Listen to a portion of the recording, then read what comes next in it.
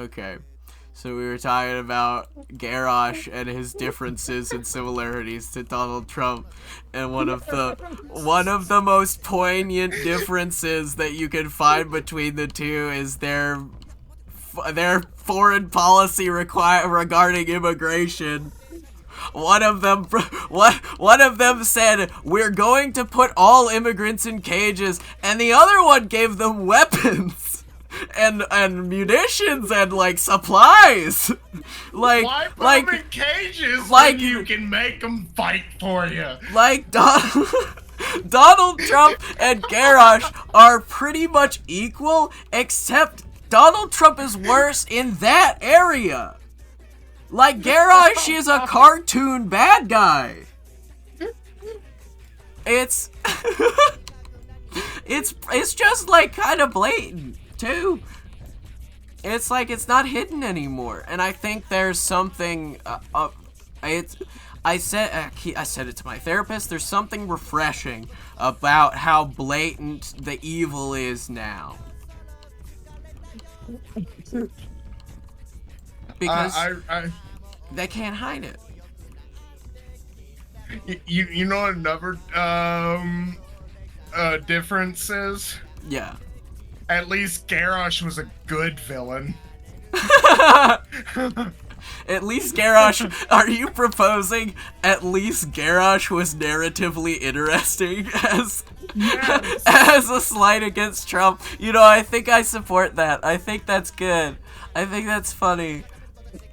I really do agree with that. Trump is one of those, like, he's a nuisance kind of villain. Yeah, you don't want to see him. You don't love to hate him. But you love to hate Garrosh, don't you? You watch him drop the mana bomb on Theramore, and you're like, God, this guy sucks. I wish he would be stopped, but damn, he's a good villain. At least he has plot. What is Donald Trump has no plot. His plot is $200 billion to Elon Musk, and that's it. It's not even fun. It's not even interesting. It's not even I'm gonna burn the world because I'm evil. It's I'm gonna get more funny points because that's what's available. You know what? If we're gonna have a good president, or like a president that we want, we need a Sylvanas. We need someone harsh, and we need someone. We need. You know what we need? You know what we need? We need a goddamn Marine to be president. We need a goddamn Marine to put his foot down and say, Donald Trump, you cannot toy with the American people like clay.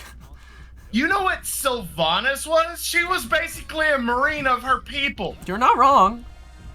And she was a good-ass leader. She is that exact archetype, isn't it? She is the military leader who is experienced and veteran, who immediately faced oppression from who she thought were her own people, and she had to come to terms with that.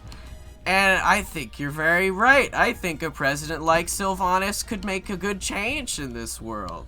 As long as this world has better writing than fucking Shadowlands does, which, God, I hope we're not to that point yet. Oh, we're like, things are bad. Things are bad, but Shadowlands, the reality of Shadowlands is pretty fucking unfortunate. We are at the same writing as BFA. Oh, I mean, BFA... How hard can you screw up Alliance versus Horde, though? You can make it bitchy and annoying, right? You can make fucking Gen Greymane into a fucking warmonger, and you can make Velen into a passive idiot. What was the plot of BFA? But at the very least, you're still just having two sides fight each other. Shadowlands is just nonsense. Basically, BFA is United States politician party, okay? You're not wrong. Red versus the blue. I mean, kind of. I feel like that's accurate. I feel like that's accurate, except take the Alliance out of the equation and just have the Horde discourse. You know, the Sour Fang stuff, the Sylvanas stuff, the what do we do now stuff. And I think that's very analogous to modern day American politics, where you have hate groups within the society that have large political sway, and ultimately they win out a bit in BFA, but the forces of good are able to rally despite their differences and take it back. And I think that's very that's very good media literacy, Randy, to see that comparison. I commend you for that. Our entire politician system is trash right now. Yeah. Republicans aren't Republicans. Democrats aren't Democrats. Yeah. Everyone is just trying to make money. Right, and they're not going for social issues. They're not going for economic issues. That's why they're my going platform for self-gain has become fuck everything else, tax the rich. Because they want you to argue about what they'll do with the money. They want your next thing to be, after tax the rich, to be like, and we'll spend it on schools, and we'll spend it on churches, and we'll... Don't worry about any of that. Just get money out of the coffers of the false prophets and into the hands of the American people, right? Once you do that, it doesn't matter what happens to it. Even if you just give that money to the military, even if you only give that money to the military, you're creating military jobs. And that is at least helping a large number of people. And if you, by God, by some grace, by some miracle, actually use that money to help people, you could change the lives of every American substantially, without difficulty. And so, yeah, that's why I'm so focused on plus number. Go on. Why can't the president make an executive order to make the poor areas more wealthy? He can. I'm sorry, Nola. I didn't mean to scare you. I'm so sorry. He can, yes. Why he could right now. I see. That's where I most see the delusion from the general Trump supporter. They truly believe that he is some sort of they believe that he's that Marine that's come to save them. And that's why it's so sad. They believe that he wants to do that. But he's the most politically influential president that we've ever had, except for maybe like Washington, right? Donald Trump has more sway with foreign policies and American policies than any other president that's ever existed. He could change the tax rate on the rich tomorrow to give the working class Americans more money, but he just will not. It would be harder for him to do that because he has to go through Congress to do that. Reagan did it in one presidency. Reagan got it from the Congress were like, oh, we get to keep more money? Let's go for that. You're right. But see, if you go against Donald Trump, you get fired now. That's the meme. That's what people know. Politicians are scared to go against Trump because so they will get fired. If Trump immediately starts saying things like, we should tax the rich, everyone's going to be too afraid to go against him because they already are. He could do it tomorrow. He could do it tomorrow. And he won't. And I bet as soon as tomorrow, the entire Congress are gonna get rid of the what is it called? The education. Oh gosh. I bet by tomorrow he's already bought all the Congress to see. If we're wasting money, it's on the people that are starving and becoming stupid. What we need to spend our money on is Elon Musk having $200 billion extra in 1 year. That's gonna really change America for the better. All he needs to do is have all the government-owned buildings that are for public housing, renovate them, Yeah. Renovate them, make them at least decently nice. Yes, why can't we give people like decently nice? We can afford to. We have the space and we have the wealth. We need to renovate those buildings, then try their best to buy old abandoned like hotels. There's a lot around here. There's a lot around here. I can here. count like 4 or 5 on the top of my head. I know at least 3 of those off the top of my head, so you're correct. Yes, you're valid. There is some near our like biggest places. Downtown has that's like just 2 an empty building. Why doesn't the government own that? Government can be like, hey, I want this building. We're buying it. We're renovating it. We're tearing everything down. And the government and putting new floors in. And you know, we had that conversation that the government can just take your house if they want to build a highway. Yes. If the excuse for these buildings is what people say it is, and that the owners just don't want to sell, why doesn't government have eminent domain to make subsidized housing? Like, if it can build a highway, surely housing is exactly as beneficial to the society as a place for said people that drive on the highway to live. Most of them hotel rooms are suitable to make a good bedroom with a small kitchen area. It could be a By living God, room, a fucking roof bedroom. will do most of these people.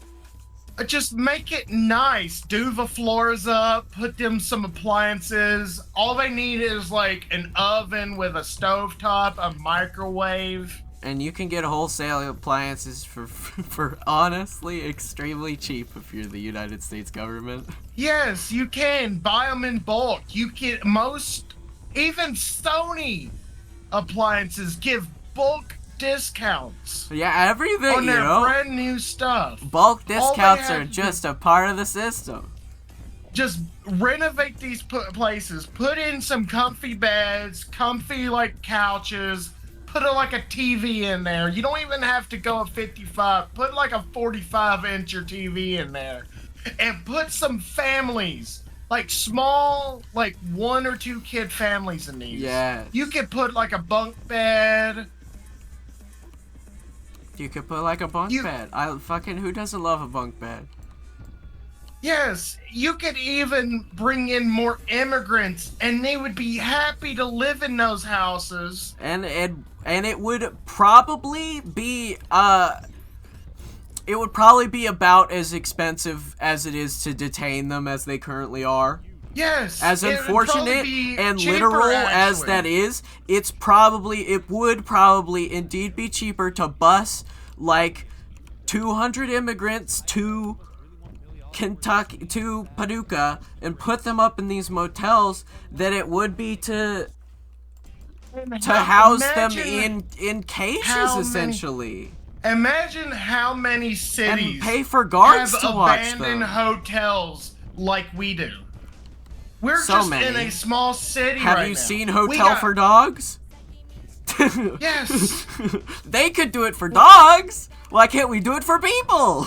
You can bring all the immigrants that they want. Turn this United States into a melting pot again. Yeah. Make them immigrants into a better lives. Yes. Bring their families in there. They start working here. They bring in more supplies for the United States citizen. It's about stealing the human capital, right? Because that's what America has always been about. The melting pot is about you let everyone in because then you have the most human capital, which broadens your range of skill sets as a nation. Yes, we get more farms running. Look at all the small farms just in the town or city that we live in. Right? They can have cheaper labor. They don't even have to pay a lot. Unfortunately, yes. And we're not at the point of stepping past that yet, so you're correct. Let them grow their lives here. become a little bit better off, then you just start growing these small farms into bigger farms, bringing in more food for these said immigrants that are working on these farms and working in like small businesses, like a coffee shop, whatever. Right. Then after you get all of these set into place, you start growing your country for the better. And it wouldn't even take much for us to get there too, you know? Like 90% is a high number. I'd say I'm towards a higher taxes for the rich end of the like spectrum of politics, right? But for a centrist, the neutral guy being at 50%, you can get a lot of stuff done with taxes on the rich being 50%. A lot more than we are getting done now. That's for certain. Yes. You don't even have to, like, tear down national parks to build buildings. No. There's so many places in the city that could be built places. Right. You're right. There's acres if there's one thing we're not lacking, in our mall it's area. Space for people. We currently still, I mean, projections, obviously population projections show that we're going to be over capacity eventually. But right now, I mean, every place is going to be over capacity. That's just, you know, that's what's going to happen to Earth. But right now, in our current political climate, we have one of the things that we have available is space for people. And we're taking it away. And once we get these immigrants in, we'll be making so much like food and supplies that we can start making like friends out of country. Send some food. The base like level of production goes up if your like base level of worker goes up. Send some cheap food to privileged third world countries. Yeah. I'm pretty sure salty food is better than no food. Right. What happened to the philanthropy? What happened to using this money to like garner acclaim and rapport with people and places?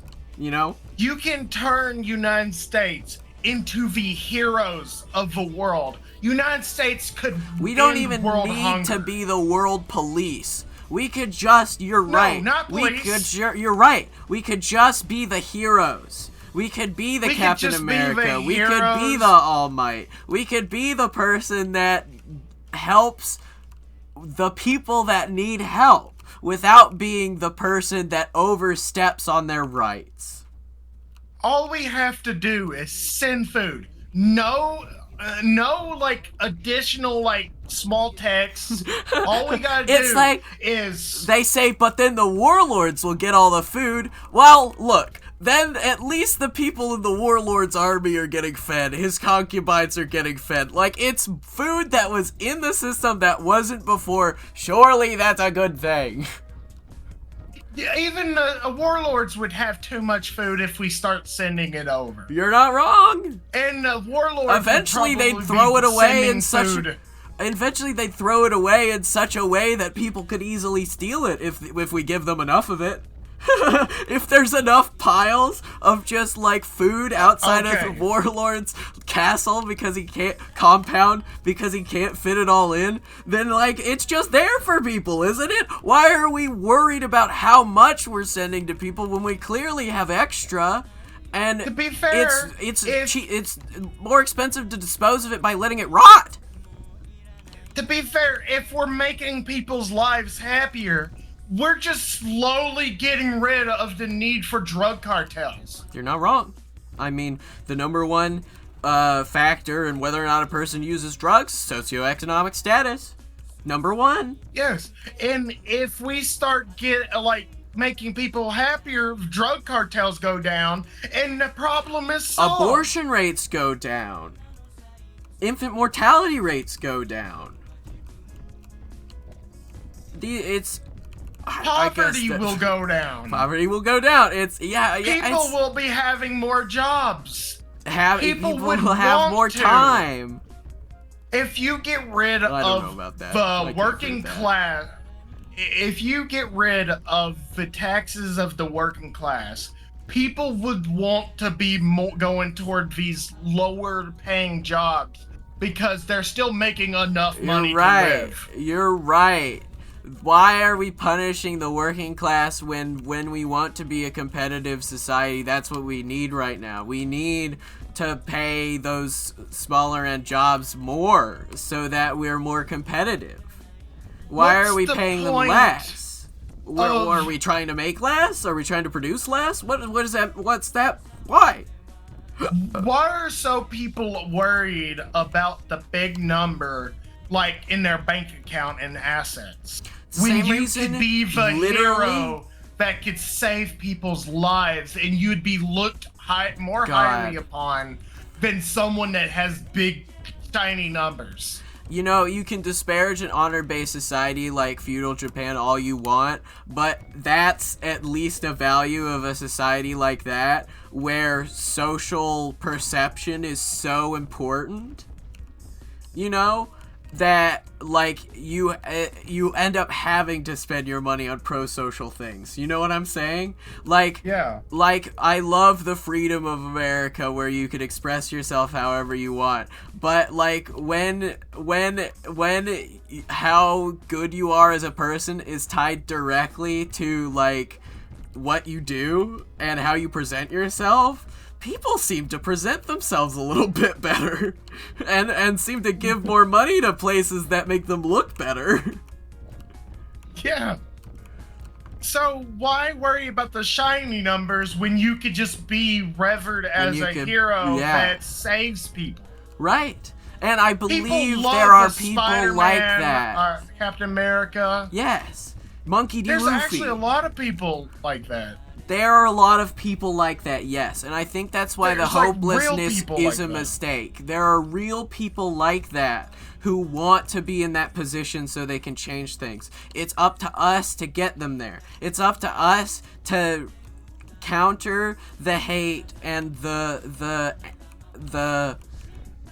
discrimination. What's the word? I'm looking for it. Oh, I have it written down here. No worries for me. There's one boss that I seen on the internet. He disenfranchised. The word I was looking for is disenfranchised. What was I talking about? I don't fully know. I started going on my own rant. Okay, go on your own rant. But I seen a boss on the internet. He gets paid the same amount as his lowest paid worker. Yeah, I saw that too. And he has, like, ridiculous retention rates for his company. Yes. His costs on, like, training new hires is incredibly low. He's reducing all these other costs that are put upon the worker by forcing them to have low wages, and he's using that to make more profit for himself because his workers are therefore more productive. If you're making the same amount as your lowest paid person, that's gonna give your workers more morale to work. It's gonna give you more incentive to pay people more. Yes, you get more money out of it in the long run. Because if your worker's getting paid well, that means you're gonna get paid well. Yeah. So it's all about the incentive structures. It's about someone actually coming up to the stand and saying, you know, we will reward you for being good. And it's just gonna take that, and I think it can happen. He spends $200 a year for some good work boots. He gives them money to buy the safety glasses they want, to save money on buying some shitty ass safety glasses that they're just gonna lose. That FedEx lose money on. Overspends so much on just basic like functional necessities for the organization, and it's just because the wholesalers know that they can charge these big companies that much, because the companies aren't gonna exactly shop around to like. You don't have to. Just give them some money to buy their right what they want to wear on the job site. Right. That also has the requirement of what they need to. Because you were gonna spend that money anyway. You're gonna spend that money anyway, but you're gonna be spending less because if they got something they enjoy, they're gonna protect that equipment. Oh, you're not wrong. Way more. Than they are gonna be paying. I was about to say, at the very least, you're making it equivalent. But no, you're right. There is the human element of wanting to take care of something you chose and picked. At its least, it is more efficient. They're gonna wear their safety equipment more often if they get what they're wanting. Yeah. Like, let's say Walmart. They make us wear some crappy stuff for like protection's sake. But if you get something that we want to wear, we're gonna protect it much more. Yeah. Where it's gonna last way longer than those crappy whatever they bought. Right. Stuff that they're spending on every month. Because they're spending as much as they would give you, but they're spending it on the cheapest, most garbage thing because they think that's how to save money. They think, if I buy the cheapest thing, I'm spending the least money. And it's like, you can spend the same amount of money, disperse it differently, and get better results. Would you rather be spending $50 a year? Or would you rather be spending $25 every single month? Right.